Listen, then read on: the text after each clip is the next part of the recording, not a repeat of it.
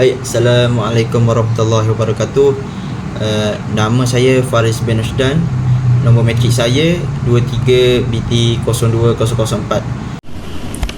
Assalamualaikum warahmatullahi wabarakatuh. Nama saya Fi Ikmal bin Ahmad Rashidi dengan nombor matrik 23BT02001. Assalamualaikum warahmatullahi wabarakatuh.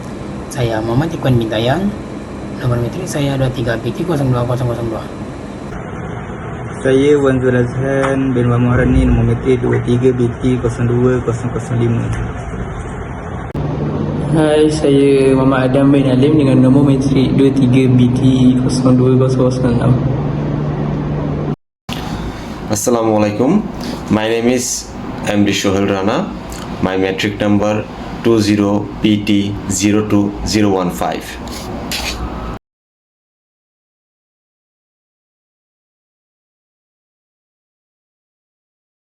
Baik, kita lihat firman Allah Ta'ala. Ayat ini diawali Allah Ta'ala dengan Ya ayyuhalladzina amanu. Allah Subhanahu Wa Ta'ala menyeru pada ayat ini kepada orang-orang beriman. Ulama menjelaskan, termasuk Fakhruddin Ar-Razi, ada dua pandangan ulama tentang khitaban ayat ini. Jadi yang disebut Ya ayyuhalladzina amanu, hai orang-orang beriman, maksud orang beriman dekat sini ada dua dijelaskan ulama. Yang pertama, sebahagian ulama mengatakan Ya ayyuhalladzina amanu, hai orang-orang beriman, maksud dia ini adalah kepada orang munafik. Oh, kenapa iman diserukan disebut kepada orang munafik? Sebab yang melakukan an-najwa itu siapa? Orang munafik. Kaum mukminin ketika itu tidak melakukan an-najwa. Yang melakukan itu adalah orang munafik. Lalu soalan berikutnya, kenapa disebutkan amanu, beriman kepada orang munafik? Maksudnya kata ulama, munafik ni kan beriman dengan lisan mereka tetapi tak beriman di dalam hati mereka. Itu penjelasan pertama daripada ulama. Penjelasan kedua kata ulama tafsir, Ya ayyuhalladzina amanu, ini memang untuk orang-orang beriman, bukan untuk orang munafik ataupun di luar daripada orang Islam, tetapi khusus kepada orang-orang yang beriman di kalangan sahabat-sahabat Rasulullah sallallahu alaihi wasallam dahulu, secara amnya kepada semua orang yang beriman sampai hari ini. Apa kata Allah? Idza tanajaitum, bermakna idza tahaddatstum bainakum sirran, apabila di antara kamu melakukan an-najwa. An-najwa ini adalah perbicaraan rahsia. Sama ada 2 orang, 3 orang, 4 orang, kan? Membicarakan secara rahsia. Fala tatahaddatsu bima fihi ithmin. Maka yang pertama, fala tatanajau bil ithmi, kata Allah, janganlah kamu mengadakan perbicaraan rahsia yang mana di dalamnya itu terdapat dosa. Terdapat dosa. Contohnya apa? Kal qaulil qabih, seperti kata-kata yang kotor. Mungkin kata-kata yang memburukkan orang lain.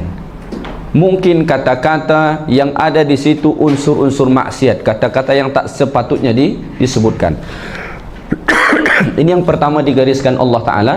Apabila hendak membuat an-najwa, perbicaraan secara rahsia, mungkin ada 3 orang, 4 orang, 5 orang, mereka nak mengadakan suatu perbicaraan rahsia, tidak ikut orang lain, maka yang pertama kita kena ingat, jangan sampai dalam perbicaraan itu ada unsur dosa. Ini yang pertama.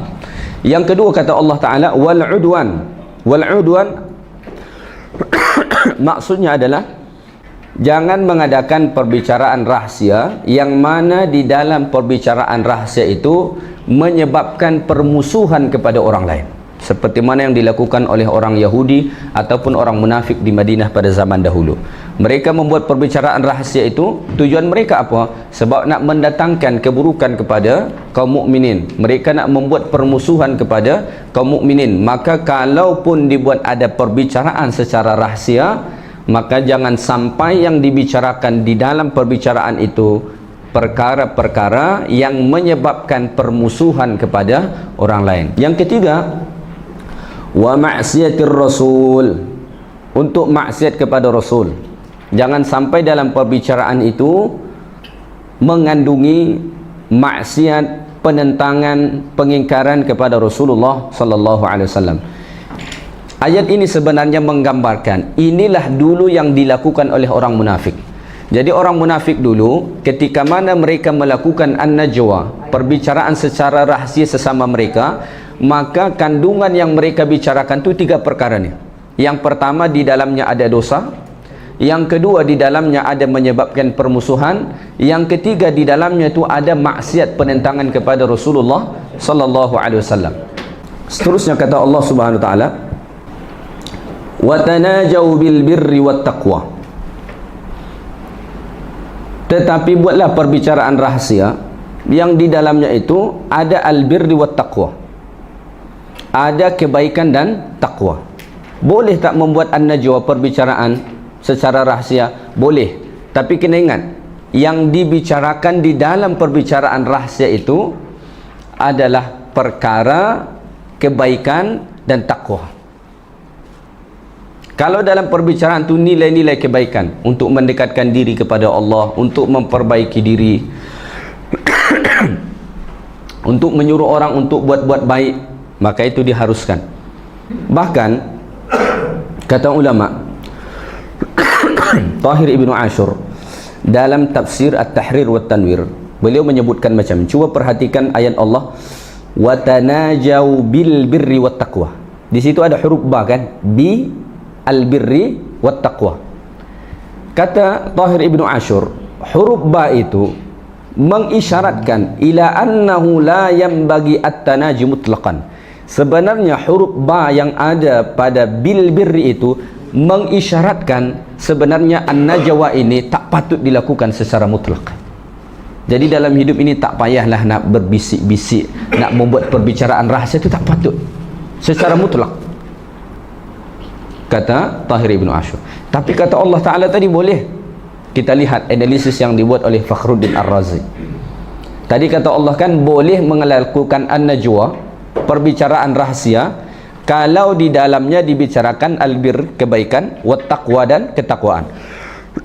Tapi kata Fakhruddin Ar-Razi macam ni, saya bacakan, beliau sebut, wa'lam, ketahuilah, annal qawma, bahawa suatu kaum, satu kumpulan manusia, mata tanajau biha bima hadhihi sifatuhu qallat munajatuhum lianna ma yad'u ila mithli hadzal kalam yad'u izharah. Gini analisis beliau, kalau yang dibicarakan itu tentang albirri wat taqwa, kalau yang dibicarakan dalam perbicaraan rahasia itu kebaikan dan ketakwaan kepada Allah, pasti akan sedikit perbicaraan rahasia, pasti sangat sedikit. Kenapa? Sebab untuk membicarakan albirri, kebaikan dan takwa itu tidak digalakkan dibicarakan secara rahasia, tetapi izharahu, izharkan, zahirkan dia, sampaikan secara terbuka, kan? Kalau itu perkara yang baik dan takwa, perlu tak kita berembuk 3 orang kemudian berbisik-bisik orang lain tak dengar? Tak perlu. Kalau kebaikan kita disuruh sampaikan pada semua orang. Sebab itulah sebenarnya an-najwa ini, perbicaraan secara rahsia ini, sebaiknya kita tinggalkan. Walaupun kalau yang kita hendak bicarakan itu kebaikan, ketakwaan, sampaikan saja secara terbuka supaya ramai orang yang dapat manfaat. Kemudian kata Allah Subhanahu wa taala, wattaqullaha alladzi ilaihi tuhsyarun.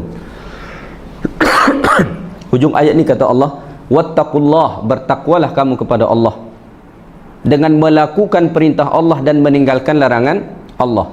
Ketika mana Allah Ta'ala bercerita tentang an-najwa, okay?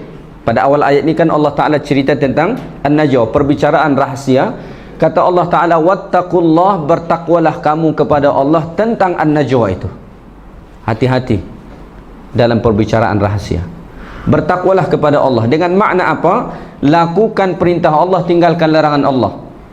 Kalaupun kamu nak melakukan an-najwa, perbicaraan rahasia, biarlah kamu lakukan perbicaraan rahasia itu dengan perbicaraan yang mengandungi albirri wat taqwa, kebaikan dan ketakwaan. Kalau hendak yang dilakukan itu di situ ada nilai dosa, di situ ada nilai menyebabkan permusuhan nanti, dan di situ ada nilai maksiat kepada Rasulullah SAW, maka bertakwalah kepada Allah, tinggalkan itu. Tinggalkan itu. Kenapa? Kata Allah pada hujung ayat ini, alladzi ilaihi tuhsyarun. Sebab kita semua nanti akan dikembalikan, dihimpunkan di hadapan Allah.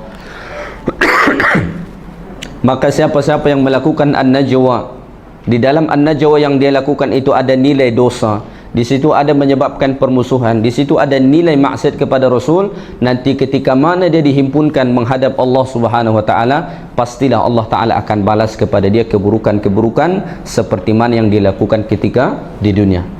Dan sebaliknya, kalau dia melakukan an-najwa tetapi dia ikut sesuai dengan ketentuan Allah, dia bicarakan di dalamnya al-birri dengan at-taqwa, kebaikan dan ketakwaan kepada Allah, maka ketika mana nanti dia dihimpunkan menghadap Allah Ta'ala, Allah akan balas kepada dia kebaikan-kebaikan insya-Allah. Okey. Ayat yang berikutnya ni ayat 10. Ini Allah Ta'ala menjelaskan hakikat an-najwa itu. Kata Allah Ta'ala, innaman najwa minasy syaitani liyahzuna alladhina amanu وليس بضارهم شيئا إلا بإذن الله وعلى الله فليتوكل المؤمنون إنما النجوى من الشيطان. Kata Allah Ta'ala, sesungguhnya an-najwa itu, perbicaraan rahasia itu yang di dalamnya diisi, bukan semua an-najwa. An-najwa yang di dalamnya terisi perbicaraan tentang dosa, ada nilai dosa di dalamnya. Di dalamnya ada perbicaraan yang dapat menyebabkan permusuhan. Di dalamnya ada perbicaraan yang mengandungi maksiat kepada Rasul, maka itu semua minasyaitan, datang daripada syaitan. Maka kalau berjumpa dengan kawan, sahabat, 2-3 orang, tiba-tiba mulailah nak melakukan an-najwa, dan di situ ada nilai dosa menyebabkan permusuhan maksiat kepada Rasul, cepat-cepat berlindung kepada Allah Subhanahu wa taala, sebab ia datang daripada syaitan. Datang daripada syaitan. Illa min tazyinis syaitan. Syaitan itu menghiasi. Menghiasi maksudnya bagaimana? Dia bisikkan, tak apalah bicarakan, tak apalah sebut, mereka tak dengar. Kamu saja antara kamu bertiga kan bersahabat, yang sedang kamu bicarakan ini tak dengar, tak nampak, tak tahu. Sebab itu pada ayat sebelum ni kata Allah Ta'ala, tidak ada orang melakukan perbicaraan rahasia 3 orang illa huwa rabi'uhum, melainkan Allah yang keempat. Wala khamsatin, tidak dilakukan perbicaraan rahasia itu oleh 5 orang illa huwa sadisuhum, melainkan Allah yang keenam. Wala adana wala akthar, bahkan jumlah yang kurang daripada situ atau lebih, illa huwa ma'ahum, melainkan Allah sentiasa ada beserta mereka. Maksudnya Allah Ta'ala sentiasa mengetahuinya. Maka syaitan itu cuba menghiasi, membisikkan was-was kepada manusia. Tak apalah kamu buat perbicaraan rahasia ni, orang yang sedang kamu bicarakan tu tak tahu, dia tak dengar, dia tak nampak, sebut sajalah. Tapi ingat, Allah Ta'ala sebut ada Allah di situ, bukan zat Allah, tetapi ilmu Allah dapat mengetahuinya. Baik, kita teruskan firman Allah Subhanahu wa taala. Kata Allah, walaysa bidarrihim syai'an illa biiznillah, dan tidak dapat memudaratkan mereka walau sesuatu pun kecuali dengan izin Allah. Maksudnya, walaysa hadha at-tanaji bidarrin lil mu'minin syai'an illa bi masyiatillahi wa iradatihi. Perbicaraan rahasia yang di dalamnya ada unsur dosa, ada unsur permusuhan menyebabkan permusuhan, ada unsur maksiat kepada Rasul, itu tidak dapat mendatangkan kemudaratan kepada orang-orang beriman, sahabat-sahabat Nabi pada ketika itu, illa biiznillah, kecuali dengan seizin Allah Ta'ala. Kemudian ayat berikutnya Allah Subhanahu wa taala berfirman, ya ayyuhalladzina amanu, wahai orang-orang yang beriman, idza qila lakum tafassahu fil majalis, apabila dikatakan kepada kalian tafassahu fil majalis, ya, berlapang-lapanglah kalian dalam majlis, fafsahu, maka hendaklah kalian berlapang-lapang. Yafsahillahu lakum, maka Allah pun akan memberikan kelapangan untuk kalian.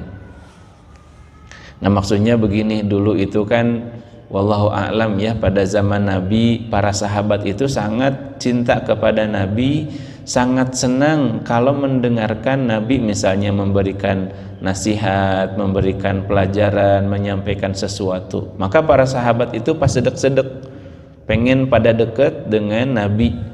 Ya, sementara sahabat banyak, kasihan sahabat yang terlambat misalnya, dia tidak mendapatkan tempat. Maka Nabi itu menyuruh para sahabat untuk meluaskan, ya, berikan tempat bagi yang baru datang. Nah, di sini juga mungkin ya salah satu sunnah majelis itu adalah kalau kita mengadakan taklim atau kalau kita mengadakan kajian-kajian, hendaklah di tempat yang luas. Ini alhamdulillah ya, dan kita juga faham insyaallah tempat yang luas itu sangat disukai ya daripada tempat yang sempit. Jadi kalau kita tengok dalam ayat ni, dalam ada tiga perkara yang dilarang oleh Allah SWT. Pertama, iaitu dosa. Kedua, jangan menyebabkan perbicaraan itu berlaku permusuhan. Dan ketiga, inilah, jangan perbicaraan itu ada yang boleh mengingkar kepada Rasul. Jadi pengajaran yang kita dapatlah sampai ke hari ini, jangan sampai ada perbicaraan rahsia yang dibuat tu, an-najwa tu. Jika ada tiga perkara di dalam ni, jadi kita kena berhati-hatilah dengan kawan-kawan. Mungkin dalam kawan-kawan kita ke yang kalau ada bicara seperti itu, jadi kita kena jauhilah, ataupun kita tegurlah, senang ceritalah, kita tegur mereka supaya tidak mengulangi kesilapan itu. Baik. So pengajaran ayat 9 ni dia nak beritahu janganlah berbisik benda yang buruk. Sesungguhnya berbisik benda buruk tu macam orang-orang Yahudi, orang munafik, ialah benda yang buruk. So untuk orang beriman, bisiklah benda-benda baik, benda ada kebaikan. Dan sungguhnya apa yang korang bisik tu, apa yang antum berbisik, baik ke buruk, Allah tahu. Kalau korang bisik benda baik, baiklah dibalas. Kalau benda buruk, buruklah yang dibalas. Okey, itu saja. Jadi pengajaran untuk ayat 10 bagi surah Al-Mujadalah adalah yang pertama, kita perlulah sebagai orang yang beriman bertawakal kepada Allah dan serahkan apa sahaja yang berlaku selepas itu kepada Allah. Kita tidak boleh menghalang perbincangan rahsia orang jahat, iaitu yang dibuat dalam najwa. Najwa itu perbualan yang diadakan dalam 2 ke 3 orang. Jadi kita tidak dapat menghalang usaha mereka, maka kita berserah sahaja kepada Allah. Sekiranya orang mukmin dapat menerima hal ini, maka tidaklah mereka, yakni orang beriman, risau jika mereka ni ternampak orang-orang sedang merancangkan kejahatan kepada mereka. Kerana walaupun mereka merancang untuk berbuat kejahatan, tetapi perkara itu tidak akan berlaku kecuali dengan izin Allah. Maka jika orang beriman ni tidak bertawakal kepada Allah, maka dia akan asyik fikirkan tentang mereka yang merancang kejahatan kepada dia dalam kerisauan sampai tidak boleh hendak buat kerja. pengajarannya dekat sini, kalau ada keperluan untuk bercakap secara rahsia berdua sahaja atau untuk bercakap dalam bahasa lain daripada yang boleh difahami oleh orang ketiga, maka kenalah minta maaf kepada orang ketiga itu. Okay. Pengajaran ayat yang saya dapat perolehi daripada surah Al-Mujadalah ayat 11 ini adalah kita perlulah memiliki sifat bertolak ansur terhadap seseorang individu, kira-kira dimanapun keadaannya dan dimanapun tempatnya. Seperti yang kita dapat daripada surah Al-Mujadalah ayat 11 ini, kita bertolak ansur dalam suatu majelis ilmu, di mana kita memberikan tempat duduk kepada orang lain. Hal ini kerana Allah sangat mencintai hambanya yang memiliki sifat bertolak ansur ini, dan kita juga tahu bahwa Allah juga akan membalas segala perbuatan kita setimpal dengan apa yang kita lakukan pada saat itu. Setakat itu saja daripada saya. Assalamualaikum warahmatullahi wabarakatuh. So after a while, Muhammad sallallahu alaihi wasallam was calling by name, and he was asking, please stand up and let them sit. So after it's happened, then there were munafiq. That munafiq was telling like how come Prophet Muhammad sallallahu alaihi wasallam did like this? You came earlier, but they came later. But Prophet Muhammad sallallahu alaihi wasallam was not fair enough.